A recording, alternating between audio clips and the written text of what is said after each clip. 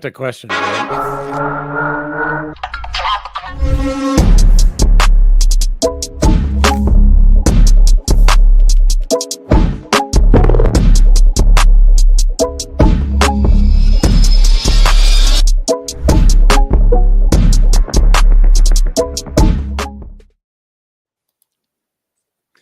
Welcome to In the Hot Seat. I'm the guest and the host today, so that's it's an odd one, but anyway, if you joined us before, you know what the show's about. But we're bi-weekly and usually interview people around customer experience, digital experiences, and today, actually, I'm gonna talk about something, and Pete's gonna ask me questions about it that I published recently around CX trends for next year. So it's an interesting time because everything intersects with AI and agentic AI at this point. So should we introduce you? If you want, you can introduce me. So a high-tech leader, board chairman, software industry analyst. Michael is a published author. Your new book is around here someplace.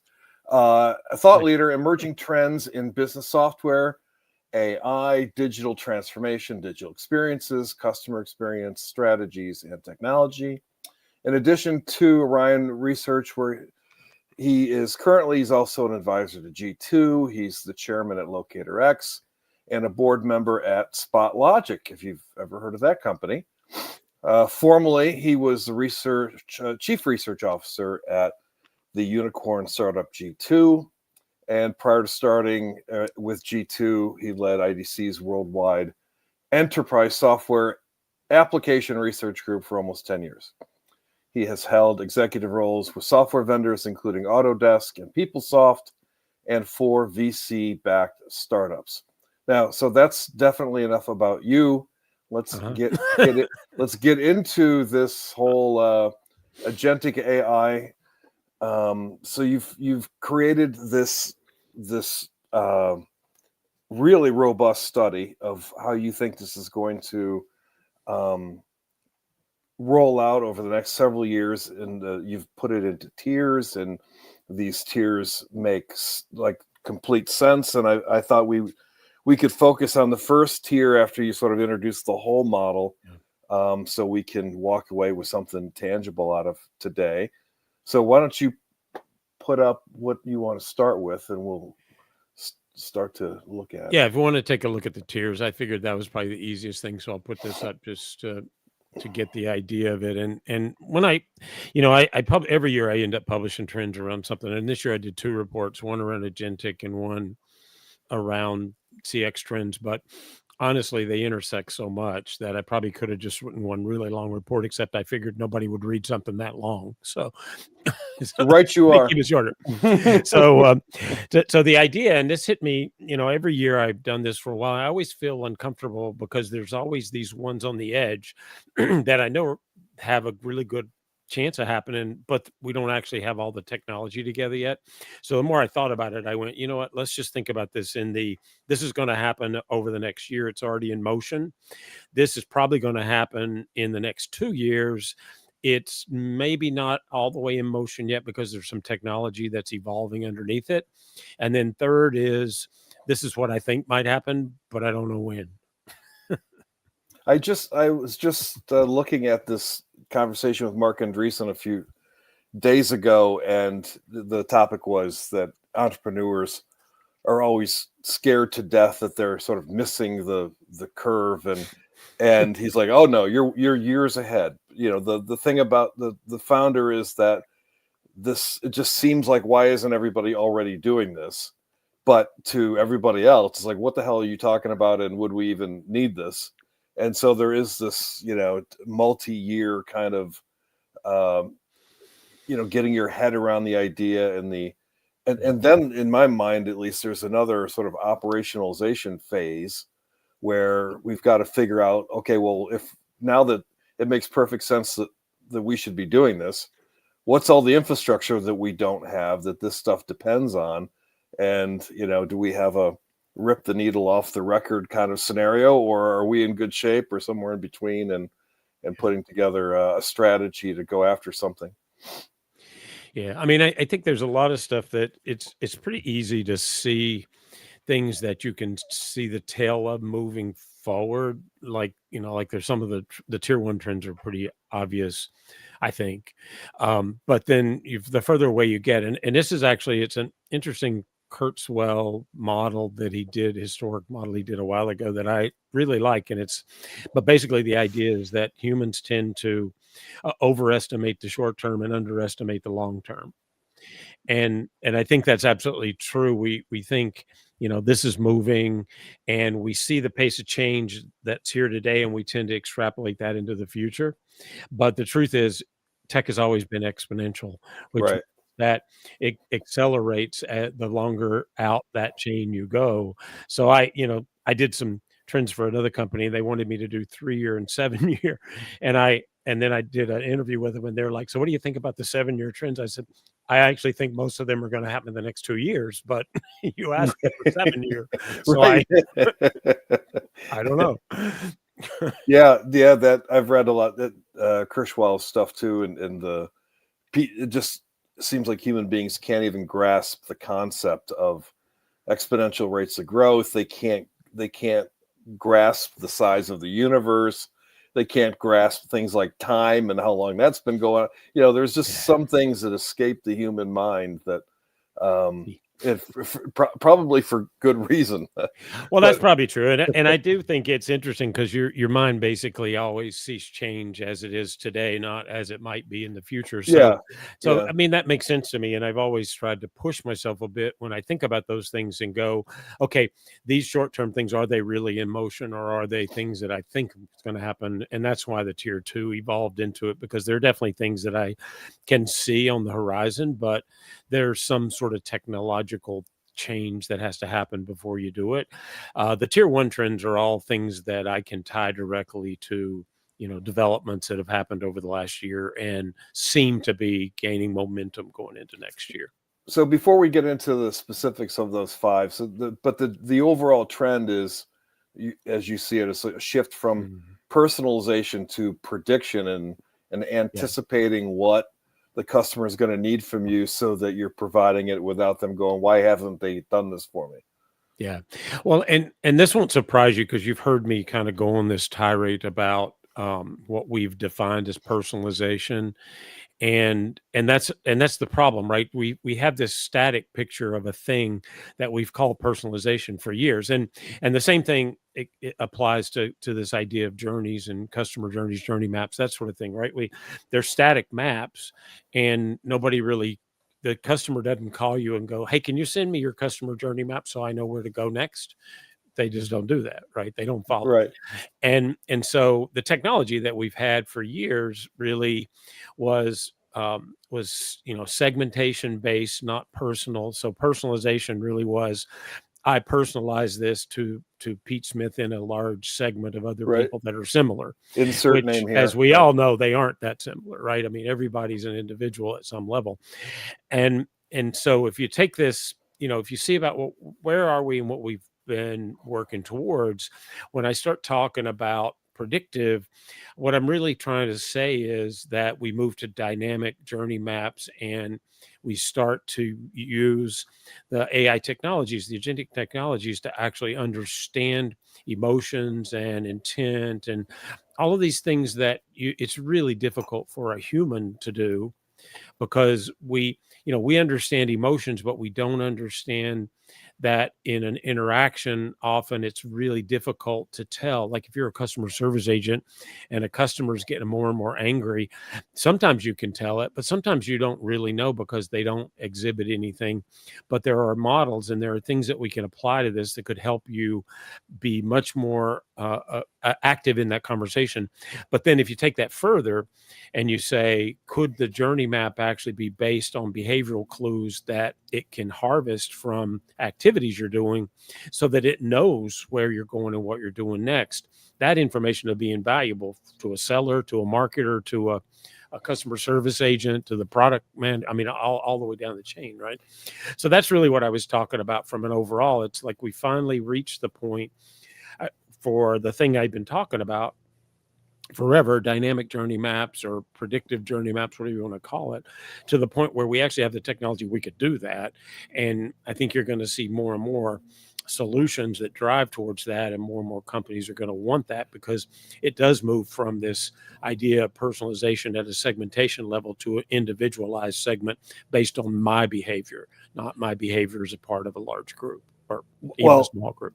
I think you said dynamic and then you said prediction, and I think that they're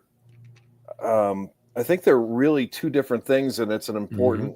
it's an important distinction, because a lot of CX prediction is hampered by the data that's in existence, the quality of that data, the Hmm. contextualization of that data, the semantics of this group of data match the semantics of the other group of data that you're putting it together with.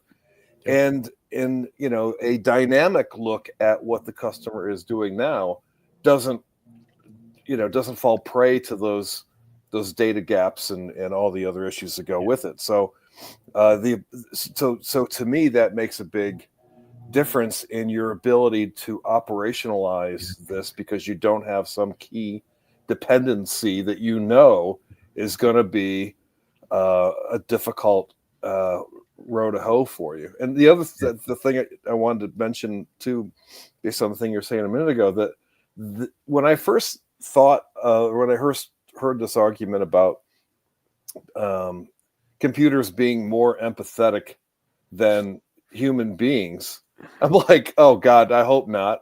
But then there's all these studies now that Yep. patients in particular would rather talk to the AI than they would medical providers, and Yeah. some of my friends are excellent surgeons, and I understand why. They're Yeah. not.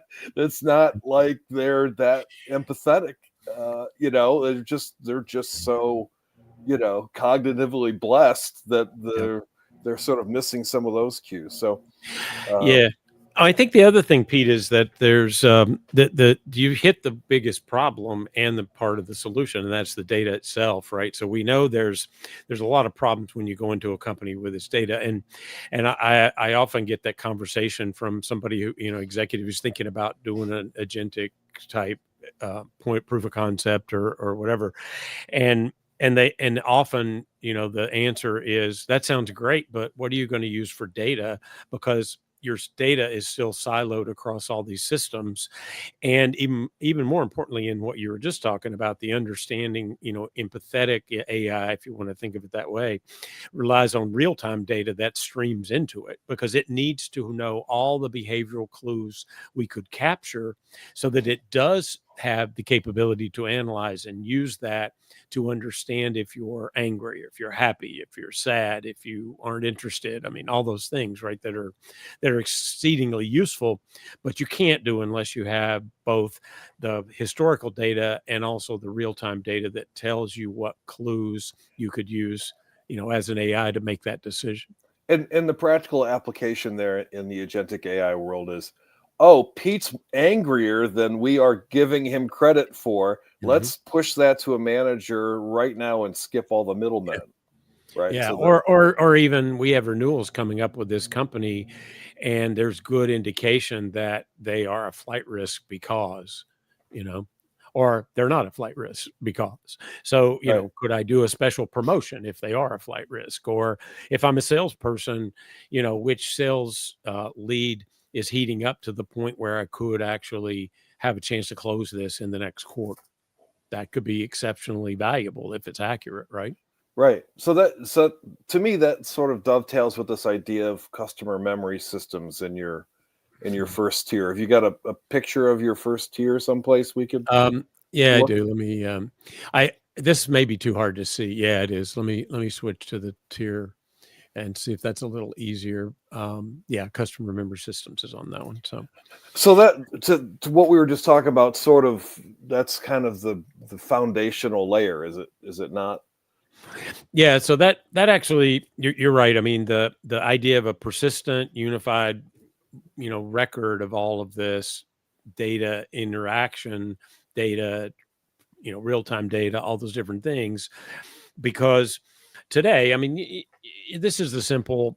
So it's a simple thing that people clearly understand. How often do you get frustrated because you get shifted to another person, then they have no idea what it was you were talking about with the person before that? I mean, it Right. happened to me not long ago, and it happened to me like 4 different times in one conversation, and eventually I canceled my subscription because I'm like, "This is ridiculous."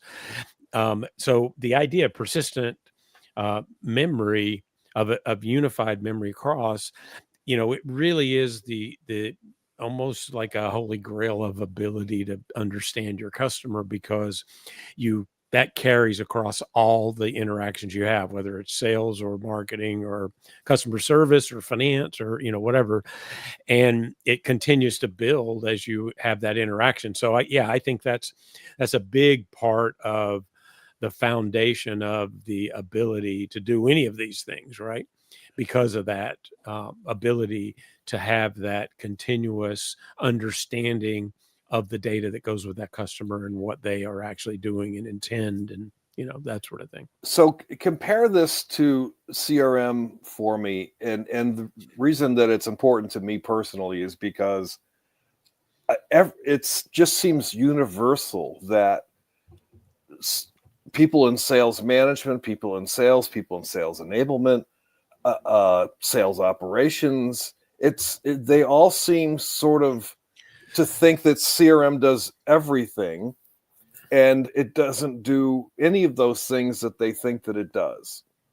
And I shouldn't say sales operations obviously understands the baseline stuff, but when you bring a new technology to them, well, doesn't CRM do this? No, CRM doesn't do anything like that, right? And so it seems like the gap between customer memory systems and CRM is another one of those bridge too far kind of scenarios almost. And so Yeah. what's the approach there? Well, if you think about this, I wrote something about this not long ago, because it all of a sudden hit me that we've had this application centric view of companies and organizations that we've worked in for a long time, right? Do you have a CRM system? Do you have the Salesforce automation system underneath that? Do you do customer service? Do you have a marketing automation solution? Do you have a social marketing solution? Do you have financials? I hope you have financials. you know I mean, yeah, Right, anyway, right, but all these things, they're just silos, right? right. And when they, when you go into them, you put your data into each of those silos. So, a good example of that is transaction data in the CRM system. If it's not integrated, that's a huge piece of a missing piece of what your customer or prospect is doing with you. So the same is true for the sales to the service system, right? If you're a sales guy, but that prospect is already a customer and they have logged 10 tickets and you haven't solved a single one of them, you probably need to know that before you walk in the door to sit down and talk to them about the next big thing, right? So all of that stuff is broken because of that data model underneath, the data foundation. And and it is, now at least we talk about having, this capability of pulling it all together in a data warehouse. Well, the name scares me. I'm putting it in a warehouse. I usually don't think about it. I'm gonna put it in a lake. That's even worse, Right. or a lake I just went house. from Indiana Jones to the abyss there, like Exactly. right. Exactly. So I put all my data in this thing, but so in other words, everything has to be tied together underneath, and there does have to be a data layer that serves all of this, because the AI, if you're going to use autonomous AI systems, which is what agentic AI is, and you're going to let it work without some of the data, no thanks. I don't really want that. I want my AI to actually have all the data possible that's there so that it can take that kind of action. So that that's kind of the underpinning for all of those things, and the customer memory system really ties directly into that idea. It's highly likely, because it's really already starting to move in that direction, and it would have a huge impact, because again, it gives you that complete customer 360, as Salesforce calls it. They renamed Data Cloud into Data 360 this year because of that, because they're really trying to show from that standpoint, they have this complete view. CRM, classically hasn't had that, but underneath that, there's a data layer. And if it's tied together, then it can use across all of your applications. And where I was going with that app centric view is that I think we've got to move away from that and go into a workflow or a process centric view. If you start to think of things that way, then the data has to serve all the way across the process, not just one little piece of it as you go through And how do we solve the contextualization problem? it. So, I mean, that's a huge problem and a huge issue.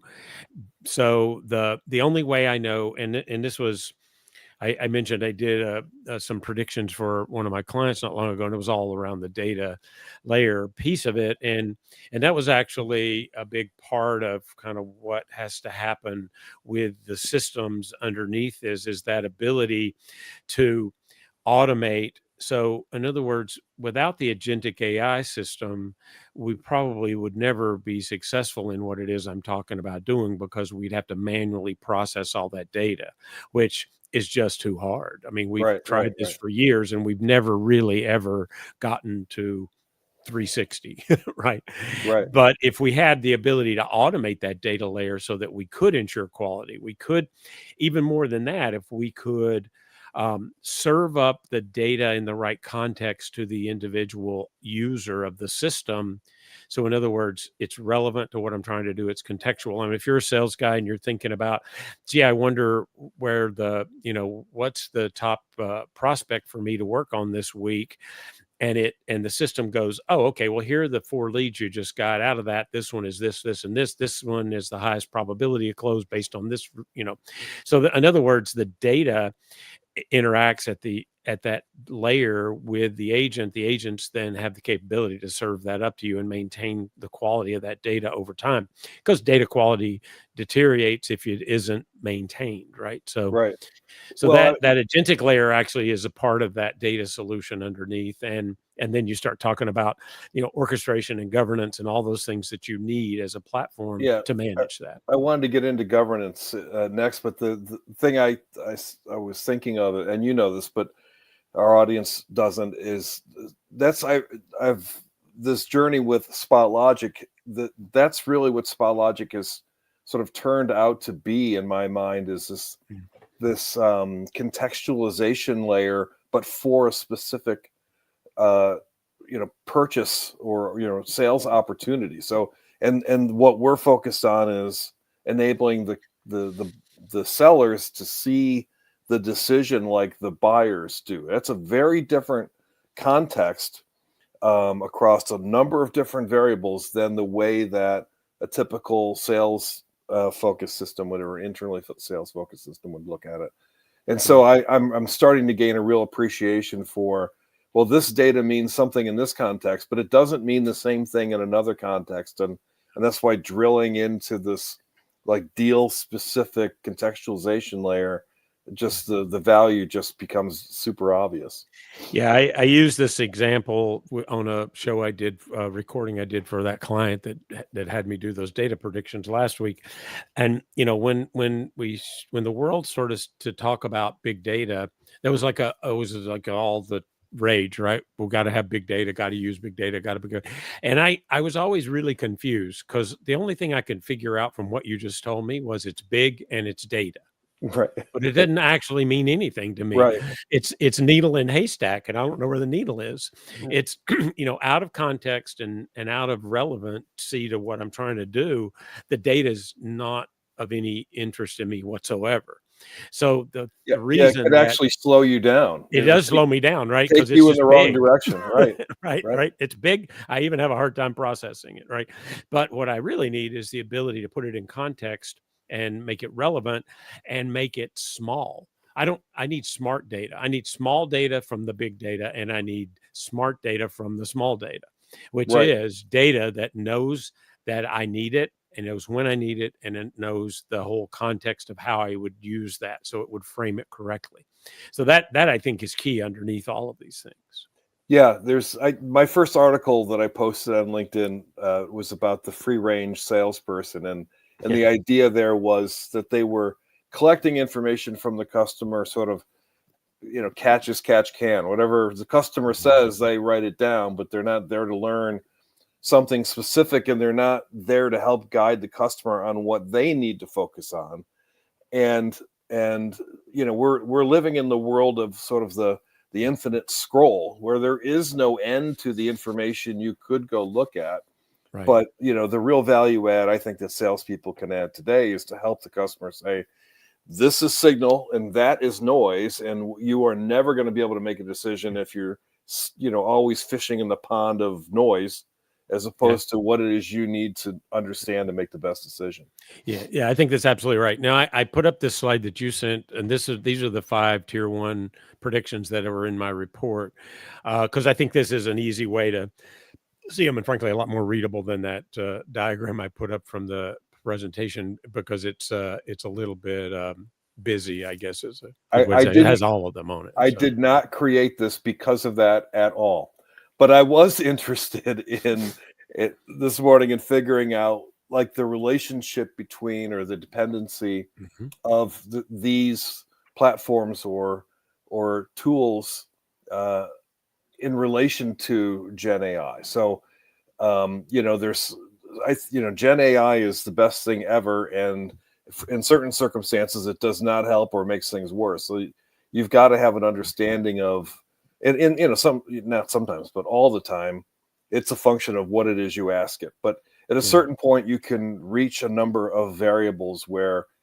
at least in today's versions, it doesn't know what's important and what isn't important. It knows what's likely to be the next word, but not necessarily. So anyway, I tried to lay it out in this way where the customer memory system is really about, it's not really that dependent on GPT. And like I was kind of trying to search for, well, where would I start, and to what degree are these other 4 dependent on the first thing, and so maybe you could speak to some of those dynamics. Yeah, and I should probably preface that by saying that I look at it as moving beyond generative AI. So we had traditional AI, and that was machine learning. It was algorithms. It did things, right? It scored your leads. It helped you keep certain systems active and updated, and whatever. And then we moved into this generative AI where everybody's excited about it. And generative AI is a very useful tool built on large language models, but it is an assistant. It's a thing that it's deterministic, right? I have to ask it or tell it anytime I need it to do a thing, whatever the thing is. But we've moved beyond that this year to this idea of agentic AI, which is, can I provide a system that has varying degrees of autonomy based on my level of trust and the activity that it's doing? Like if it's filing regulatory and compliance documents, I probably will gonna have a human review that right now, but maybe someday I wouldn't, right? Because I would trust it and I wouldn't. Right. So the point is, we move beyond generative, so we're not actually telling this to do the thing anymore. We change, and what happens with agentic is we give it a goal, and it makes progress against the goal. So in other words, we're not telling it to do something or how. We're telling it that I need 4 high-level prospects that are high value and high likelihood of closing. Look at all these leads and tell me which 4. Okay, but what I want that to do is I want it to do that in context automatically. So I need the agentic system to be able to have that level of autonomy, that every day when I come in and I boot up, it knows the first thing I want to see, or here are all the leads that just came in, and these 2 are really interesting. You should follow up on them, or maybe it even follows up on them for me and then gives me, here, I scheduled you a meeting with this prospect for next Tuesday because they're high value and high probability. So that's the mindset shift. So I think agentic is the layer that we're going into now, the capability we're going into now, and that enables all of these things, right? Customer memory systems needs that automated layer of data, and then you move into this orchestration and governance, and this is key. And this is a shift, right? Because, and this I think is really important from a company organization perspective. Doing this is, instead of building a system because I need to have agentic AI, and then going, how do I manage that? It's doing the opposite. It's going, okay, I need a way to orchestrate and govern this agentic system that I'm implementing. So I do governance and ethics by design at the beginning, not at the end. And that's why it's really important. And you see this across, most of the enterprise providers that are getting into and are in the agentic market, whether that's ServiceNow, Salesforce, Zoho, all these guys are, moving down that path. They are building an orchestration platform that lets you manage this digital workforce. So I think of it as digital workforce, human workforce makes hybrid workforce. And I need a way to manage both. I have a way to manage my human workforce, at least I hope I do. And now I need a way to manage my digital workforce, and I need a way for them to collaborate together. So that's where this hybrid human AI service model comes together. So you've got the data, you've got the orchestration and governance platform in place. Then I have this hybrid human AI workforce that I now am managing, and I have the different ways to manage each. I've got real-time sentiment and intent agents that start to take this and give me proactively the ability to understand emotions and, dynamic customer journeys, all those things. And then lastly, I've got the generative piece back in that gives me the capability to automatically produce, test all this new variation material that I need, because it's a probabilistic model that I can adapt. So I need some determinism in that platform. That's where the governance comes in. But I need this probabilistic approach that says, I've given you a goal, go do the goal. And then I trust that outcome is going to be what I want. And I do that in an ongoing way. And That was the world's longest answer to your question. I'm well, sorry. what I was trying to achieve is, I think you could have gone longer. Frankly, I probably could have. But. don't sell yourself short. But I wanted to just get the topic out there, that it just in the same way that the human beings can't seem to grasp exponential growth, or how large numbers or time or that kind of stuff. They're also always looking for some silver bullet. Like, well, it's this one thing that will do.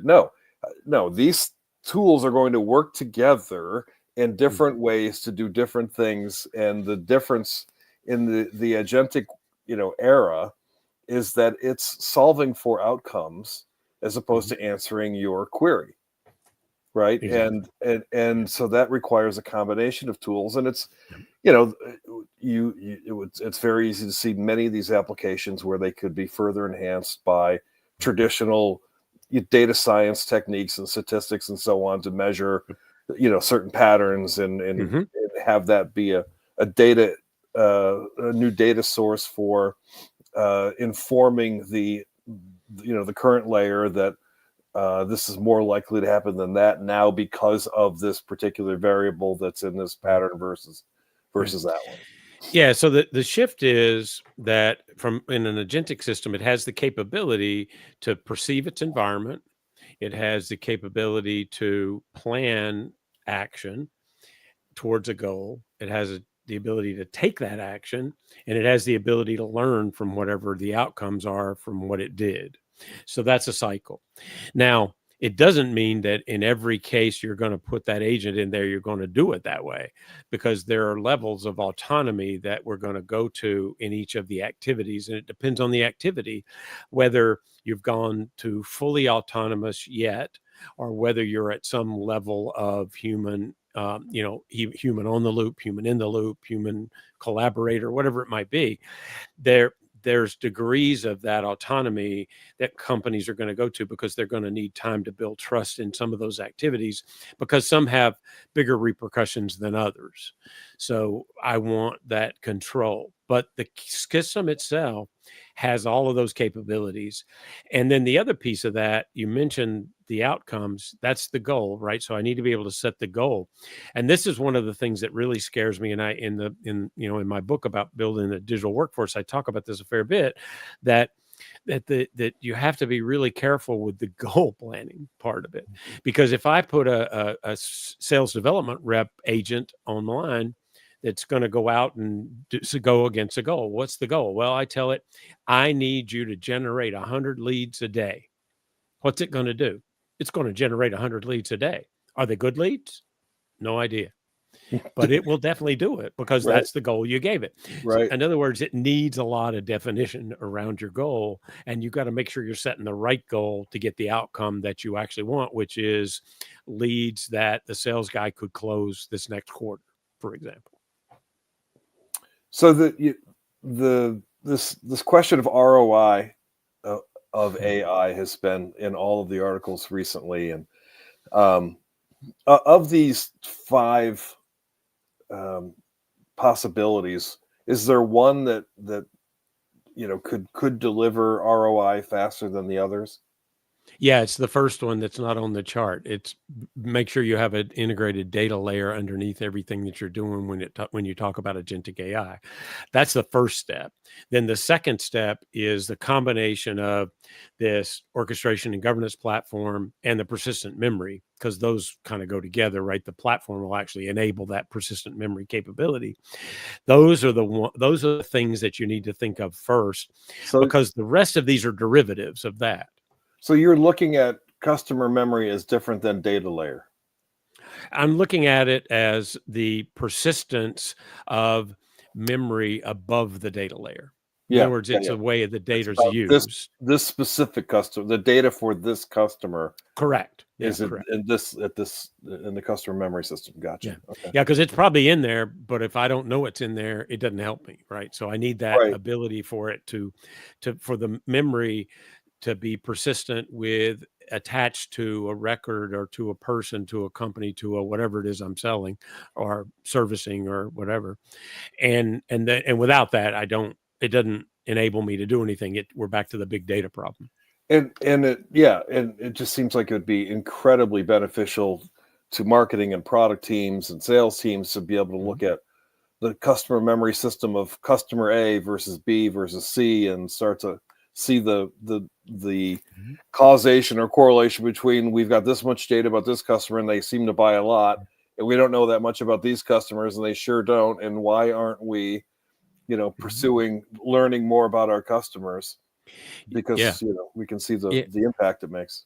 Yeah, and why don't we get more of the prospects that fit into the bucket of these customers are getting really high return on their investment with us, right? Shouldn't I build my business by going down the path of offering to the best prospect the best solution for their specific problem? Yeah, because that would make me successful. So that's kind of taking it across that divide that you and I've talked about a lot when it comes to sales. That selling in the traditional way in a world where buyers don't buy in that way is a fool's errand. Right. If 100 phone calls a day don't get you the business level you need, 500 aren't going to do it either. It will do it for a while, but it won't do it in the long term, because eventually I tap out of that capability because I'm not doing nothing more than increasing volumes. And frankly, that's just a shotgun blast, right? If I shoot something with a shotgun, it's likely I'll hit something because I'm just firing in a direction, right? Right. Yep. So I guess one other area that I'm personally really interested in is transparency in particular. Like, can we tell what these systems are doing for us, and how much of that is opaque and so on? Can you speak a little bit to that? Yeah, so that's actually that ties directly into that prediction around orchestration and governance platforms, right? So I completely agree with you. We need the capability, we need transparency in the way that the agent makes decisions, the way it perceives its environment, the goals that you set, and the outcomes of the goals. You need performance management, right? I mean, I wouldn't hire an employee, a human employee, and give them a goal and then not have some way to give them feedback about their performance against that goal, right? That's all part of the same package. Well, the same thing's true with the with the agent.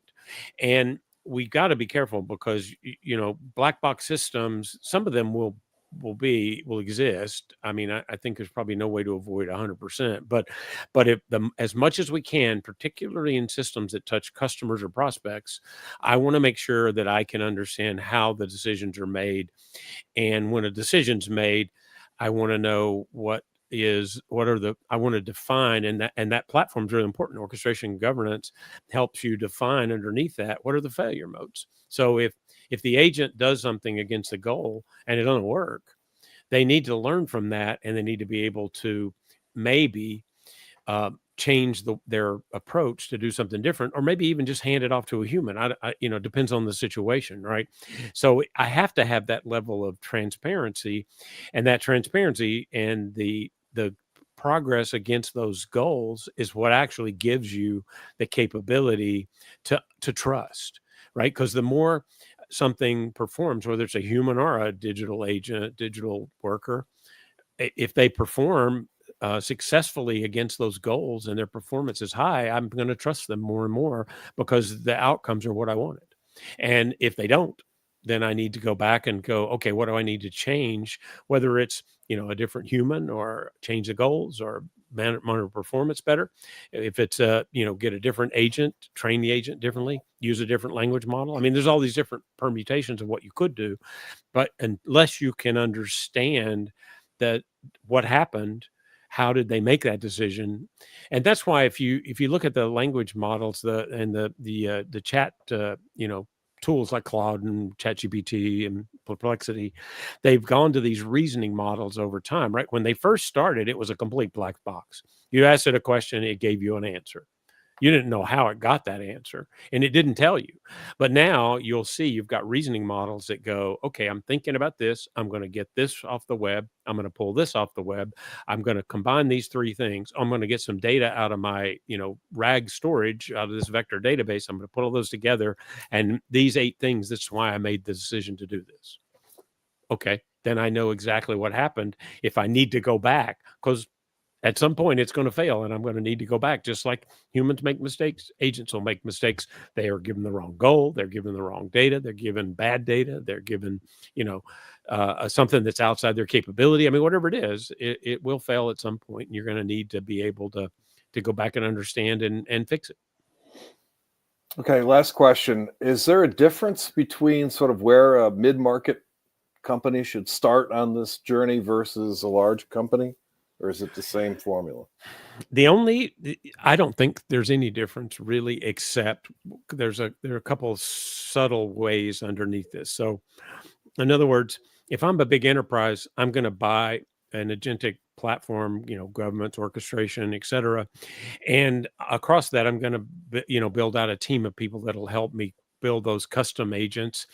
They'll take what's there and they'll customize it. That's, because I have the resources to do that. If I'm a smaller company, I might not have that level of resource to do it. So maybe what I have to do is get the platform that actually has a marketplace, so I can go in and hire digital workers that meet the specifics of what I'm trying to accomplish. Because more and more you're going to see multi-agent systems across a process, and in each of those agents are going to handle a piece of the process because that's their area of expertise. Pretty similar to how you'd think of humans, really. I want them to know how to do these things, so I'm going to hire this human for that, this human for that, this human for that. I'm going to hire this agent for this piece of the process, this agent, et cetera. So Right. maybe they start with a 95% agent that's easy to configure versus a 60% agent that the enterprise customer might do to build it out to the level of specificity that they need to do whatever it is they want to accomplish. Gotcha. Well, that's super helpful. Well, unfortunately, that's all the time we have today. Thank you so much, Michael. Again, you've survived the hot seat. Not a lot of risk there, I guess. But to our viewers, if you think you have something you'd like to discuss in the hot seat, let us know. We'd love to hear from you. This is our In the Hot Seat episode today. Thanks so much for being with us. I'm Pete Smith. And I'm Michael Fauscette. Join us again next week, or next 2 weeks, I guess. We put somebody different in the hot seat. And if, as Pete said, if you want to be there, let it be you.